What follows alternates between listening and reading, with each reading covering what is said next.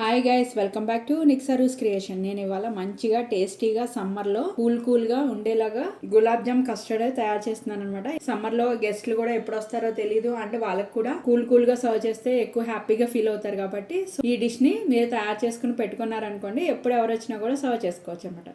So ఇది ఎలా తయారు చేసుకోవాలో ఇప్పుడు మనం ప్రాసెస్లోకి వెళ్ళిపోదాం. ఫస్ట్ మనం గులాబ్ జామ్కి పౌడర్ కలిపేసుకుందాం అనమాట. పిండి కలుపుకుందాము. నేను ఎంటీఆర్ గులాబ్ జామ్ మిక్స్ ఉంటుంది కదా, అది తీసుకున్నాను.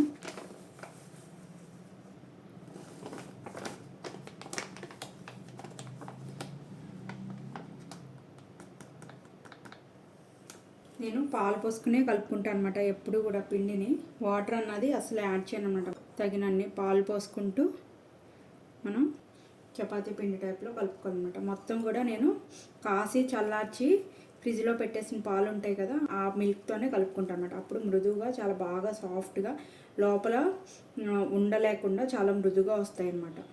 ఒకసారి పోసేయకండి, కొంచెం కొంచెం కలుపుకుంటూ పోసుకోండి, ఎందుకంటే ఇది ఊరుకునే లూజ్ అయిపోతుంది పిండి.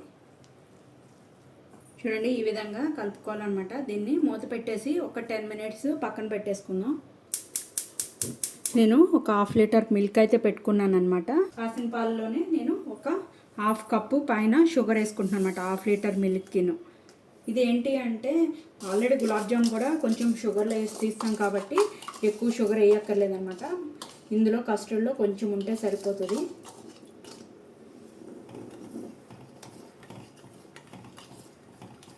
నేను కాచి చల్లార్చిన 1/2 లీటర్ మిల్క్ అయితే తీసుకున్నాను అనమాట. ఆ షుగర్ కలిసే లోపల మనము కస్టర్డ్ పౌడర్ కూడా కలిపేసి పెట్టేసుకుందాం. కస్టర్డ్ పౌడర్ ఉంటుంది కదా, ఒక 2 స్పూన్స్. 1/2 లీటర్ మిల్క్కిను 2 స్పూన్స్ అయితే సరిపోతుంది.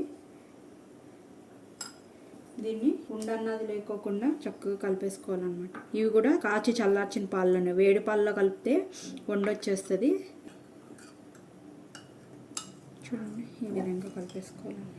షుగర్ కూడా మెల్ట్ అయిపోయిందనమాట మొత్తం కూడా. ఇప్పుడు మనం కలుపుకున్న కస్టర్డ్ పౌడర్ ఉంది కదా, ఆ మిల్క్ని కూడా ఇందులో యాడ్ చేసేసుకుందాం.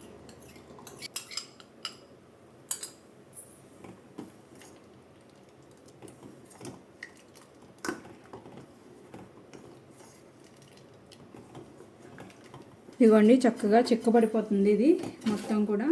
నేను గ్యాస్ ఆఫ్ చేసేసుకున్నాను అనమాట. ఇది చల్లారనివ్వాలి పూర్తిగా. ఈలోపు కస్టర్డ్ కూడా చల్లారిపోతుంది కదా, పంచదార కూడా పాకం పట్టేసుకుందాము. నేను ఈ కప్పు షుగర్ అయితే తీసుకున్నాను అనమాట. అండ్ కప్పు వాటర్ కూడా తీసుకోవాలి. వేసుకుని మనకి పాకం కూడా ఎక్కువ అక్కర్లేదనమాట. కస్టర్డ్లో వేస్తాం కాబట్టి ఓన్లీ మనము గులాబ్ జాము పాకంలో వేసేసి ఒక 10 మినిట్స్ తర్వాత తీసేసి మళ్ళీ దాన్ని కస్టర్డ్లో వేస్తాం కాబట్టి ఎక్కువ పాకం అక్కర్లేదనమాట. అందుకని ఒక కప్పు షుగర్ తీసుకున్నాను. ఈ పాకం అయితే సరిపోతుంది. నేను తీసుకున్న 1/2 కిలో ప్యాకెట్కి.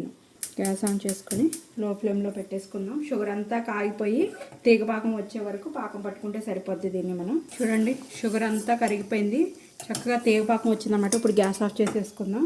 వేసుకుని ఇందులో కొంచెం యాలకుల పొడి వేసుకొని ఒక 1/2 స్పూన్. మనం ఇందులో ఎలాంటి ఎసెన్స్లు ఎలాంటి ఏమీ యూస్ చేయట్లేదు అనమాట. న్యాచురల్గానే చేస్తున్నాము. కస్టర్డ్ పౌడర్ ఒకటే యూస్ చేస్తున్నాం అనమాట.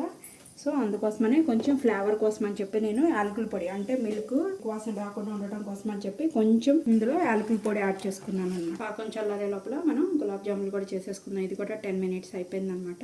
కొంచెం ఇలా మ్యాష్ చేసుకుంటే గులాబ్ జామ్స్ బాగా వస్తాయి అన్నమాట. ఎరగకుండా లోపలంతా కూడా ఉండలేకుండా చాలా బాగా వస్తాయి అన్నమాట. ఈ విధంగా మనకి ఏ సైజు కావాలంటే ఆ సైజు. నేను కస్టర్డ్లో తింటాను కాబట్టి కొంచెం బిగ్ సైజే చేస్తున్నాను అనమాట. మరీ బిగ్ సైజ్ కాదు, కొంచెం నార్మల్ సైజులో ఇలా. ఇదిగోండి, గులాబ్ జాములు అయితే రెడీ అయిపోయినాయి. ఇప్పుడు డీప్ ఫ్రైకి సరిపడా ఆయిల్ అయితే పెట్టేసుకుందాం.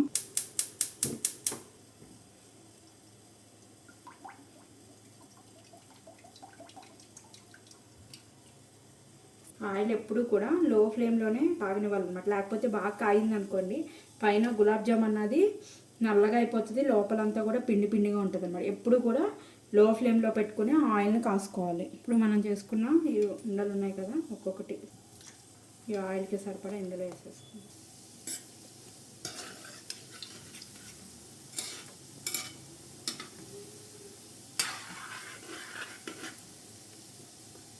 లో ఫ్లేమ్లో పెట్టుకుని ఫ్రై చేసుకోవాలి. చూడండి, ఇలా కొంచెం గోల్డెన్ బ్రౌన్ కలర్ వచ్చిన తర్వాత తీసేసుకొని పాకంలో వేసేసుకోండి.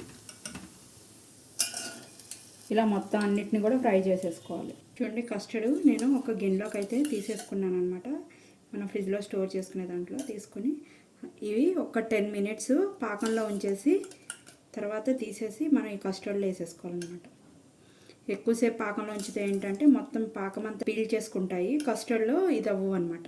కస్టర్డ్ ఫ్లేవర్ కూడా ఇందులోకి వెళ్ళాలి, అది కూడా అబ్జర్వ్ చేయాలి అంటే కనుక ఒక 10 మినిట్స్ ఉంచితే సరిపోతుంది.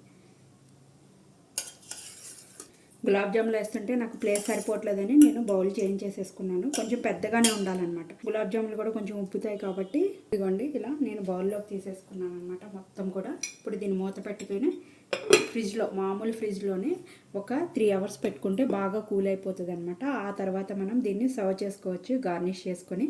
ఇప్పుడైతే నేను దీన్ని ఫ్రిడ్జ్లో అయితే పెట్టేసుకుంటాను. ఇంకా కూల్ అయిపోయిందనమాట. ఇప్పుడు మీకు సర్వింగ్ బౌల్లో తీసి చూపిస్తాను. ఇలా కస్టర్డ్తో తీసుకోవాలన్నమాట.